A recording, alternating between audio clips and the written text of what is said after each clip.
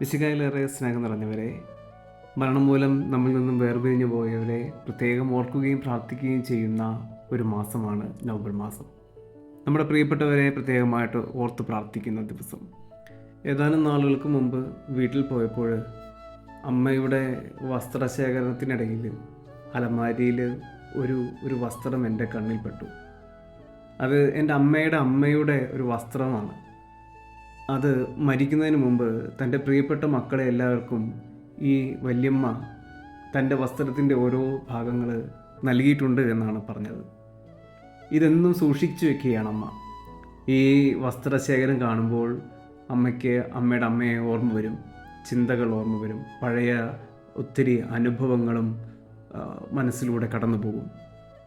എന്നാൽ ഇന്ന് വളരെ പ്രത്യേകമായിട്ട് ഈശോ തൻ്റെ ഈ കടന്നുപോകലിന് മുമ്പ് ഈ ഭൂമിയിലുള്ള ജീവിതത്തിൻ്റെ അവസാനത്തിൽ എങ്ങനെയാണ് പ്രതികരിച്ചത് എന്നുള്ളത് നമുക്ക് വചനത്തിലൂടെ നോക്കാം.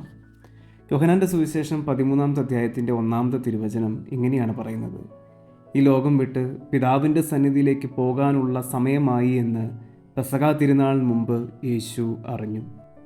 അത്താഴത്തിന് മുമ്പ് അവൻ മേലങ്കി മാറ്റി അവൻ എല്ലാവരുടെയും കാൽപാദങ്ങൾ കഴുകുകയാണ്.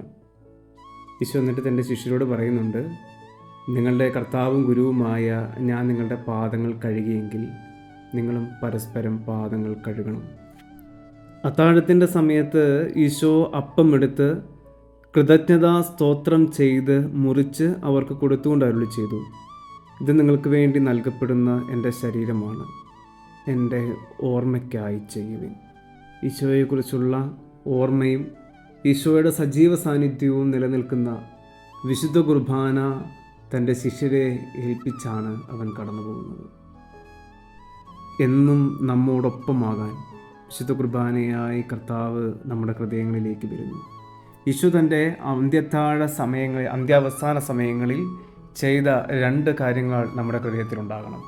1, അവൻ കാൽപാദങ്ങൾ കഴുകി. 2, വിശുദ്ധ കുർബാന സ്ഥാപിച്ചു.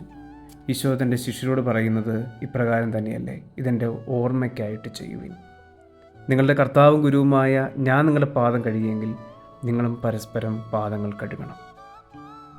മരണം ഒരു യാഥാർത്ഥ്യമായി നിലനിൽക്കുമ്പോഴും നമ്മുടെയൊക്കെ ജീവിതത്തിൽ ഓർമ്മിക്കുവാനായിട്ട് കർത്താവ് നൽകിയിട്ട് കടന്നു പോകുന്നത് തൻ്റെ തന്നെ ജീവനാണ്, വിശുദ്ധ കുർബാനയാണ്. തൻ്റെ ജീവിതത്തിൻ്റെ അവസാന നാളുകളിൽ തൻ്റെ ശിഷ്യർക്ക് നൽകിയ ആ അമൂല്യ സമ്മാനം ഇന്ന് നമുക്കും ദൈവം അനുഗ്രഹമായിട്ട് നൽകുന്നുണ്ട്. ജീവിതാവസാനം വരെ നഷ്ടമില്ലാതെ വിശുദ്ധ കുർബാനയിൽ പങ്കുചേരുവാനും വിശുദ്ധ കുർബാന നഷ്ടപ്പെട്ടു പോകാതിരിക്കുവാനായിട്ടുള്ള ആത്മാർത്ഥമായൊരു ആഗ്രഹവും ഹൃദയത്തിൽ ഉണ്ടാകട്ടെ. സകല മരിച്ചവർക്കും വേണ്ടിയിട്ട് ഓർക്കാൻ പ്രാർത്ഥിക്കാം. ദൈവിക സന്നിധിയിൽ അവരെ ചേർത്ത് നിർത്തപ്പെട്ടിട്ടുമാറാകട്ടെ. ദൈവം നമ്മെ സമൃദ്ധമായി അനുഗ്രഹിക്കട്ടെ.